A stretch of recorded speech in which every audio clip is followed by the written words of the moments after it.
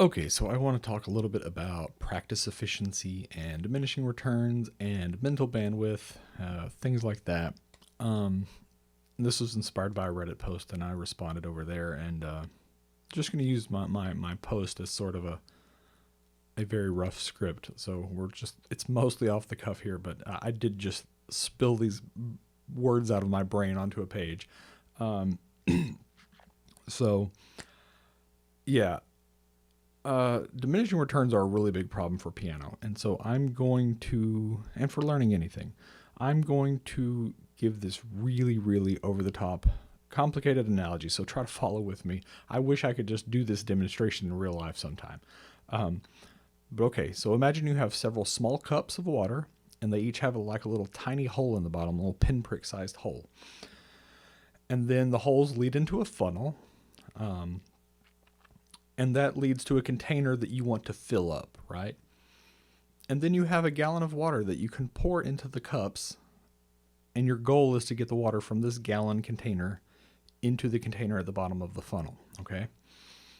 So, in this overly complicated analogy, the gallon of water is basically your time and energy. That is what you've got. The mental acuity you have for practice. This is your limit. It's that gallon of water. The cups are sort of the concepts you're practicing, and the container below the funnel. That's the sort of long term learning. That's the goal that you want to have in the long term. Now, the problem that a lot of people make is they just start emptying their jug into one cup. And the thing is, that does not speed up how quickly the water can drip from the tiny hole at the bottom of the cup into the funnel. You cannot speed up that process. And most of this water will just overflow the top of the cup and not make it into the container. So that is wasted energy and effort. You have spent a lot of time practicing and you got nothing for that. Most of your progress happens when you're resting. It's especially when you're sleeping, but just resting. It's the time away. You feed your brain good information, hopefully, and then it takes a little bit of time to cook in the oven there. Your brain literally like rewires a little bit. You can look into the whole like myelin sheath thing if you want to get into the like crazy details of how that works, but you just get marginally better each time that you reinforce that. And you can't pour a whole lot of that into one session. And pouring it into like one session, for one, you're wasting that energy. But you could also just start making bad habits, right? When you make those bad habits, they're a lot harder to fix later, because your brain doesn't know good practice from bad practice. It just knows what you are telling it to do. It knows what you're reinforcing. And what often happens if you're going to practice for a long time is you will start to get tired. You will start to get sloppier. Impatience happens a lot because if you've been practicing for a while, you want more progress. You want to be moving forward. You're trying to really beat against this one concept. So you're starting to do things like get a lot of tension in your hands and take these little shortcuts, and you're just frustrated and you're making lots of mistakes. Okay, now your brain is really good at doing all those things that you are repeating over and over and over again. You need to walk away after a short amount of time and then come back, and you'll be just a little bit better. You won't be as good as you want to be, but you'll be a little closer to your goal. And then you can get a little closer after that. But it's easier because you're working on whatever foundation you laid with that first bit of practice. Now back to our crazy analogy with the cups and the gallon of water. A better way to use that gallon of water, your time practicing, is to fill lots of different cups. If they can only hold so much, don't overflow a cup. Pour it into a couple of different cups. And the thing is, when you're practicing, this could be, okay, I'm going to work a little on sight reading, a little on ear training. I'm going to work a little bit on this piece and a few bars out of that piece. I'm going to do a couple of scales, some arpeggios. There are all these different things you could practice. And the thing is, they all cross-pollinate, even not just with piano, in music in general. Spending a little bit of time on a lot of things, they all sort of, it creates this feedback loop where working on one thing has a major effect on another thing. I actually think I mentioned in a post sometime not too long ago about a guitar thing that I accidentally ran into this a long time ago, months ago. I would have trouble making certain chord changes. And these are when I just was playing cowboy chords. I'd played these chords for years, and there were certain changes I could not make very well. And I would spend a lot of time trying to make these specific changes. If you're familiar with guitar, it's especially the G7 where you're using your pinky. Sorry, not the G7. The G where you're using your pinky. I mean, you can't do the G7 there. The one where you're using your pinky, right? Your fourth finger. If you're using your fourth finger on the E or the B string, I couldn't. Like, I could not make that change quickly from C to that chord. And I would beat at it all the time and, do some of those classical guitar arpeggio exercises that everybody does.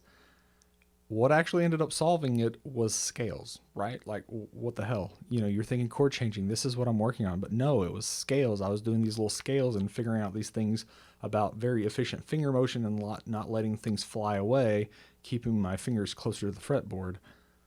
And the dexterity I gained and the control I gained in my weaker fingers is what made it suddenly easier for me to make those chord changes faster with better control. And they weren't related. I wasn't working directly on the one thing. And when I had worked directly on the one thing, it didn't get there. So cover a lot of stuff, like take your instrument holistically, cover a lot of different things because they all sort of affect each other, just your playing overall. So the other thing is, like, bad habits, like it's a nightmare to fix those things. Because then you're sort of trying to like filter those out at the end. And I have lots of bad habits. Trumpet was my first instrument, and I have many bad habits on that I just haven't broken, like, all these years later. And I actively try to not gig on trumpet. I can't help it.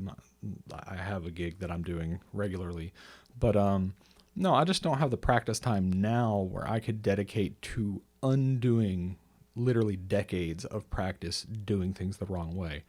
I work at it a little bit here and there, but the thing is, in the heat of the moment when I'm playing the stuff I'm playing, I can't fully address those issues, and I don't have the time to really just break it down and do that. So it's really bad to develop these bad habits over an extended period of time and not address them. So try to not make lots of bad habits by doing that. And the other thing is, it's all the time that I will be practicing something, and I intentionally, people are probably aware, I limit myself to like about 5 or 10 minutes for any like given little piece of something I'm working on. And I'll come back, each session, I'm still finding things, and you might also know, I'll hit something and come back 2 or 3 days later. So a fourth session might be next week.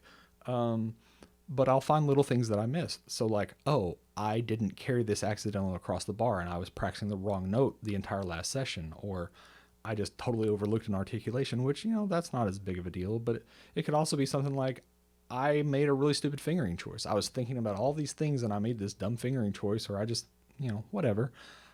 I come back and I revise that choice in a second or third or fourth session, and I haven't spent hours practicing the wrong note or poor fingerings or not holding a note long enough or some dumb articulation thing. I can very quickly undo whatever that was, and I have more, mental awareness and mental bandwidth because I had practiced it a little bit before to fix those things. So that's another reason, like, it's a good idea to pour a little bit of water into each cup and then just come back to it later. Let it drain out. It's going to take time to drain out long term. Your brain has to rewire itself.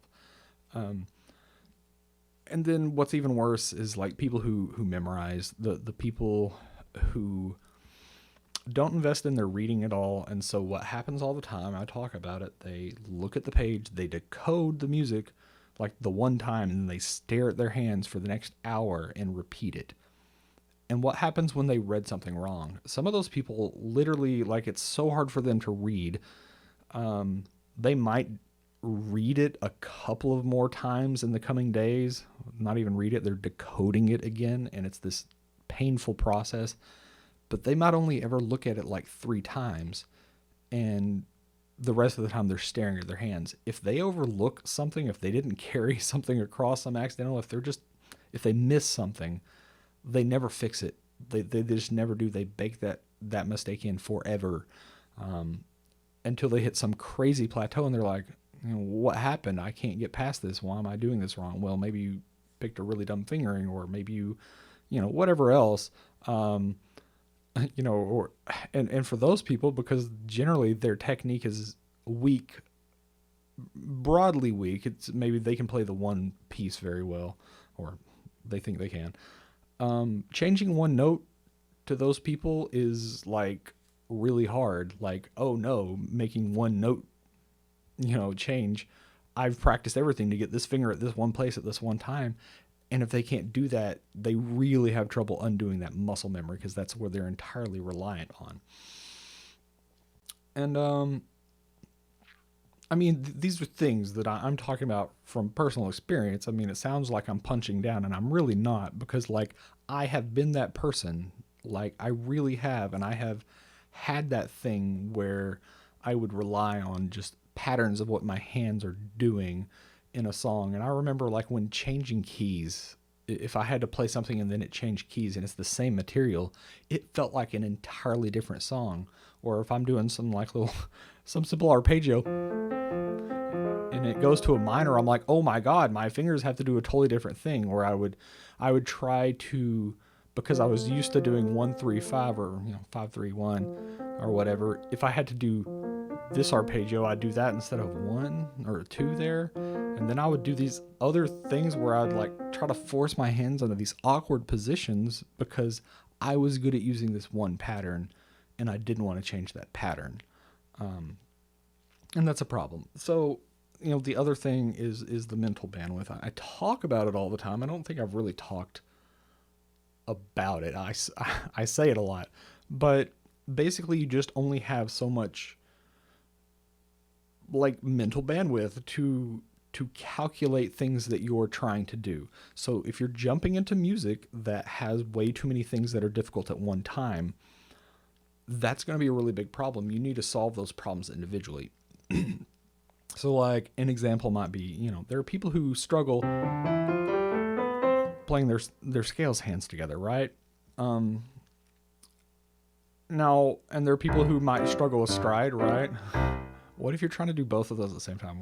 We'll give this an experiment, right? Right? That is something I have not practiced. Okay, that was a little experiment here. So I haven't spent a lot of time practicing that specific combination of things, but I've practiced my scales and I've practiced stride patterns, and I can combine those relatively easily. Another one, oh God, okay, let's embarrass ourselves. Thirds are something that for me, thirds and sixths, I always hate that word, that really was a struggle, and they still are. They are still in my regular practice when I get time to put in isolated piano technical practice, which is less and less these days. But they're a thing that I put in because I recognize them being a problem all the time in music that I play.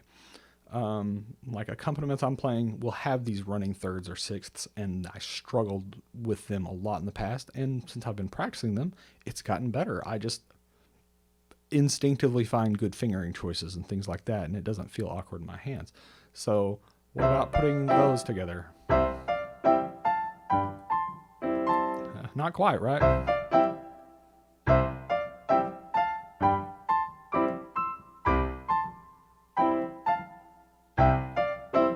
Not quite. Another example I think a lot of people have problems with, because if we're talking about stride, that's a thing that goes with ragtime, and some people struggle a lot just with really simple syncopation.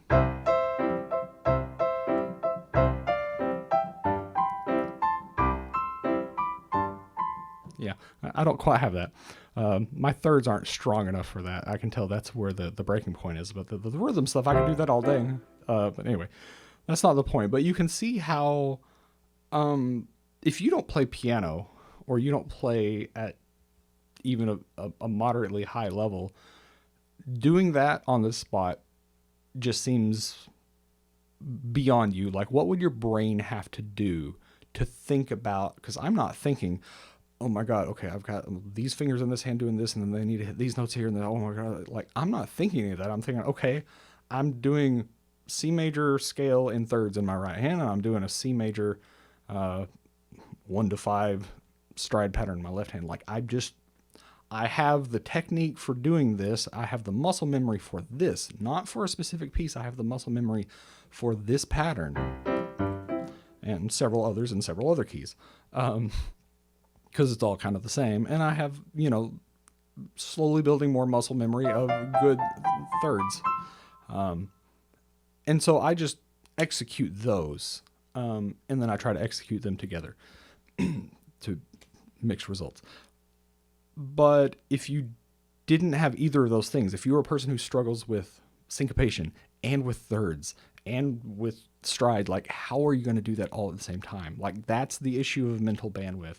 And if you can't read because you haven't worked on your reading skills, and so you're struggling just note for note, yeah, that's how it starts. But you get slowly better over time. And then, now you're reading almost instantaneously as if you're reading English, and you know what the notes on the page mean, and they might mean for you to do this, right? See if I can do it off kilter. Yeah. Anyway, so it's just that kind of thing where you really need to be aware of the mental bandwidth issue. If you find that your brain is having to really, really struggle actively to like think about what each individual hand is doing, what fingers are doing on each hand, you're probably in over your head. Now that's a thing, at the beginning that's obviously going to be a thing. And, if you're working through like a method book or something, yeah, there's a lot of that. When you're first working on scales, hands together, I tell people to do that. Like, when you start trying to put them together, don't even think about a metronome. Just literally think in your head. You get here and you go, okay, wait. So my thumb has to cross under, and at the same time, 2 happens in my left hand. Okay, go. Okay. Oh, wait. Okay, so 3 has, give yourself that amount of time, whatever it takes in your head, so that you're playing it accurately. Once you can do that consistently, that's when you start adding a metronome to sort of keep track of things and ensure you have rhythmic accuracy. Not necessarily for speed, almost explicitly not for speed. For control, you would use the metronome. It can be used to help you with speed, but I don't think that should be its primary purpose. So yeah, you just really have to be aware of the mental bandwidth stuff and not let yourself get into pieces that are so far beyond where you're struggling with multiple overly difficult things in each hand. If possible, find ways to isolate those things. This stride stuff is something I just did in my left hand, and I would move through different chord progressions. I always talk about that.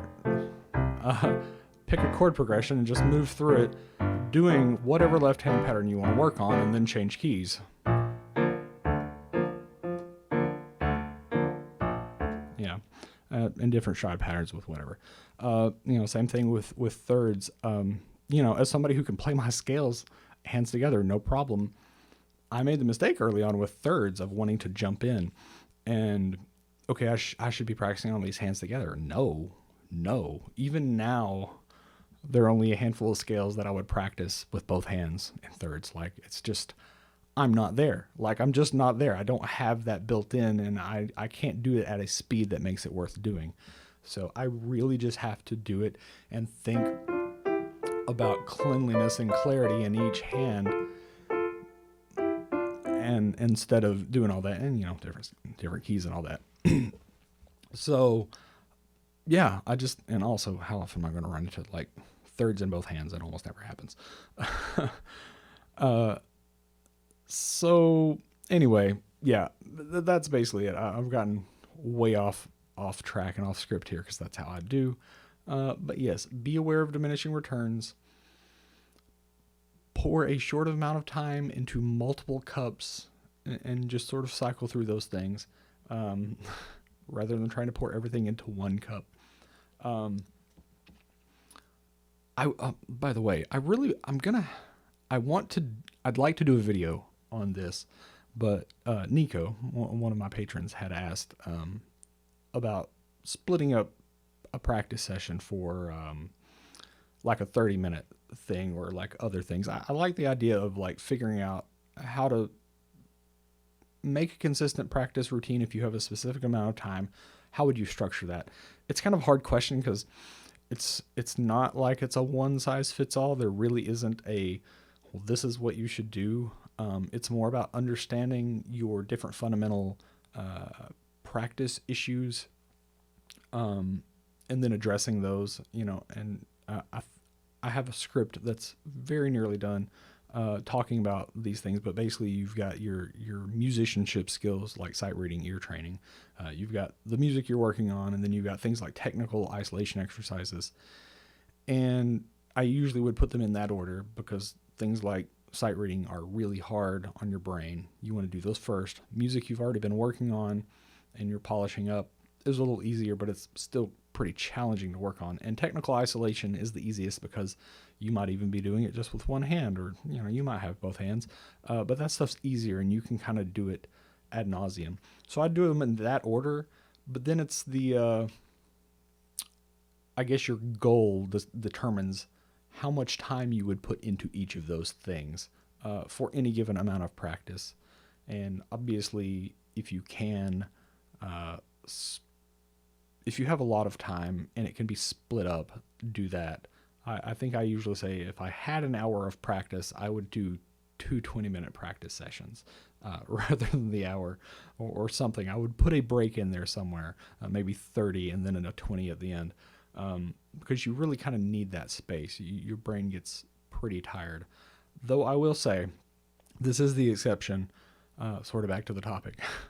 The exception to like the super 5 to 10 minute thing that I do find that the exception is when you're working on technical stuff, and I might have a bias here, but I especially find it when I'm working on a new instrument. It's hard for me because I have a lot of experience to know exactly how this would feel in the brain of somebody who was new to a new instrument. But I think this holds true. But I think you can pour almost an infinite amount of technical practice in. And at the beginning stages of something, literally just like 5-finger patterns, right? Like this is something that's not particularly easy for somebody who literally just started today playing these things evenly, playing a scale. You can put so much time into developing the muscle memory for those things, as long as you're not trying to break any speed records, as long as you're not letting a lot of tension creep in, which is usually a byproduct of you trying to get too fast. But no, you can pour a lot of time in, and that's very relevant to me right at the moment because I am pouring a lot of time into technique on something. And I catch myself doing that whenever when I had to pick up bass. I think I recorded a video and never put it out, but yeah, I picked up bass this last summer to play a theater show. They hired me to play bass on keys, and I had enough time, and I went, I'm just going to learn to play this on a bass guitar. So I learned to play the electric bass. And that was a huge amount of it. Was like I could pour an enormous amount of time into pure technical exercises. I'd work through a method book, and then I'd work on the tunes for the show. Very important. I worked through the method book. Most people would just go straight to like, oh, I'm just going to learn these tunes for the show. It was very important for me to work through that method book and work on a progressive set of skills. But no, I could take individual problems and I could do technical work infinitely with that, within reason, right? Your brain can only take so much. Like you just get tired. And I know where that line's at, but you can put a lot more time into technical work. So if you have lots of limits with technical stuff, man, you can pour a lot of time into those. That would be the one exception to my keeping the session short thing. Anyway, I think hopefully that's all for this video. Although I will mention a few things not on topic, just to anybody who's curious about things that are going on for me and for the Patreon. So there's a, and for anybody who's interested in reading stuff, I have been working on the that rhythm and coordination book. I hate to call it a book. There's only like 2 chapters of it out. It's like, I don't know, I'm up to 60 pages or something now, but it's basically a set of exercises for rhythm and coordination that's very isolated to solving those issues of rhythm reading and coordination between the hands, without adding a lot of other stuff. It's, as it stands, it's all 5 finger. Anyway, but on that point, I was supposed to put out the 3rd chapter tomorrow, and I don't think that is going to happen. Well, tomorrow, whatever. Whenever you're watching this video. Yeah, tomorrow. I'll probably put out this video before then. But yeah, shit's gotten crazy. This always happens. This is exactly why it's hard for me to stick to a schedule. So I guess I kind of want to put this out maybe in lieu of that. Just I want to at least be trying to do something at least once a week, just to stay in the rhythm of it. But no, that I don't think that one's going to happen this week, just because things got crazy. And I'm going to try to make it happen by next week. So anyway, for anybody who's just curious about background of things that are going on, because I don't think people actually know what my day-to-day looks like. I just finished a big organ service. I play for this college ministry. And they have all these different service styles that they do, and this is why, like, they need somebody who can do organ and guitar and piano and sing and do all these other things. So, yeah, it was an organ service tonight, and that was a little bit of heavy lifting because I haven't been playing a lot of organ lately because other things are going on, and you have to travel to practice an organ. I have yet to buy a personal practice organ. I wish. But no, that was a thing. I have just in the next month. It's crazy because I have 4 more of those services, and one of them got pushed back because I have a music convention I'm going to. So they added an extra date and pushed it back, and so I can be there. Anyway, that's a lot of music. There's a lot of music to prepare for just those 4 services. On top of that, I'm accompanying several solo instrumentalists. I need to get rehearsals in probably starting around February 2nd, which that's very soon. Right after I come back from the convention, I have several choirs I'm accompanying. I'm working on all of this music right now. I'm working on the rhythm and coordination book. I know there's some other stuff going on. There's stuff that, see, this is the problem. I literally have to like write it down because there's so much going on. I can't even keep track of all of it. But anyway, the big thing that threw a kink into everything is I got asked to play a musical. And they need me to play a bassoon book on Iwi. Now, the thing is, I did, when we did Newsies, I did a good deal of Iwi work in with the synth parts because Iwi can be more expressive than keyboard synths can, just because wind controllers work that way. By the way, this is an Iwi. If you don't know what that is, it's a electronic wind instrument. But yeah, I don't have it plugged up, or I'd give you a little demonstration. But anyway, no, I played some of that for a previous show, and they were pleased with that. And they asked me to play a bassoon book because it's hard to find a bassoonist for this upcoming show, and it is starting in less than a month. And I'm okay at Iwi, okay, but this is a whole other level of challenge for me right now. I'm really having to hash out some of my fundamentals, especially in denser keys on Iwi that do not lay well. I'm still figuring that out. I'm still figuring out fingering stuff. The thing with Iwi is I'm using the sort of native fingering. It's really hard to explain, but basically there are a million situational fingering. So any one note could be fingered very many ways, very, very many ways. and different ones work in different situations. So I'm having to sort of hash out how that works. This book is my God, they love G flat. They love G flat major. Holy crap. The pianist for the show was talking to us about it. It's like, I was just complaining about it to my wife as I was looking through the book, and then we went to pick up some stuff from the theater, and the piano lady was like, oh my God, he loves G flat major. Jesus. But yeah, it's rough. It's rough in G flat major, and it's just, anyway. It's heavy lifting for me. It's also bass clef, if you're not familiar with bassoon. Bassoon reads bass clef. I mostly have been reading Iwi and treble clef. I would play duets with my wife. She'd, pick an instrument, clarinet or flute or oboe or whatever, and I'd play Iwi, and we'd play duets. And, that's all treble clef stuff, and I didn't do a lot of reading on bass clef, so the bass clef stuff is a little bit of a stretch for me. It's not like I don't read bass clef. It's more of an association thing. You get so used to where something exists. I really have this problem if I try to read bass clef on trumpet, which is weird because if I need to do octave adjustments on trumpet, no problem. I can transpose by the octave instantly. That's no problem within treble clef. But reading bass clef on trumpet, it's like my brain short circuits. It's like that's not how that's supposed to work. And that's sort of what's happening with Iwi, where it's like, okay, I'm comfortable with all this stuff, but I'm not used to reading in bass clef. But here's the kicker.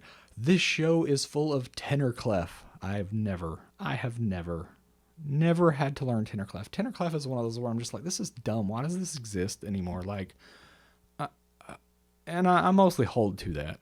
My argument would be these days, tenor and alto clef could just be written with lots of 8VA around.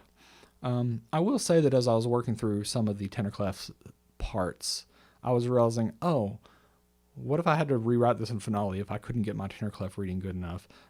Would I write it in bass clef or treble clef? And I realized, oh God, like it really is in the middle in such a way that it covers so much range in tenor clef that I couldn't make it work.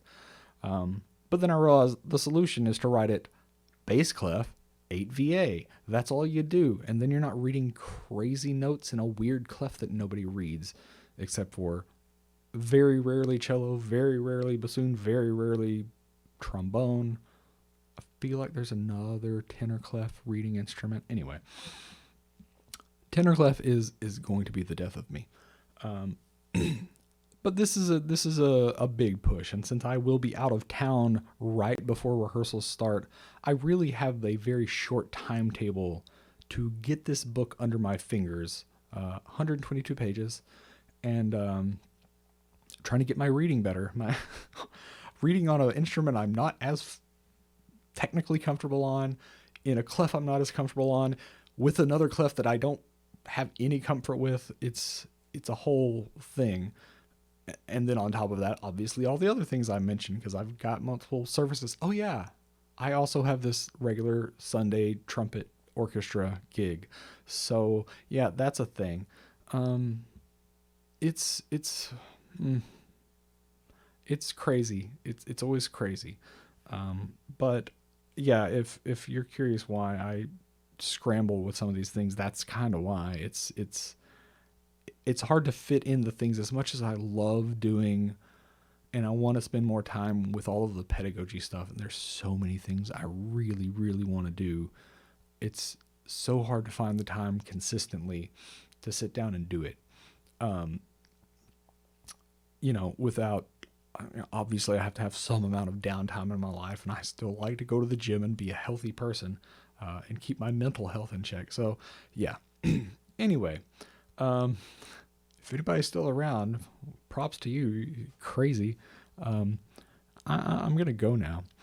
And, hopefully the discussion of diminishing returns and mental bandwidth was somewhat informative.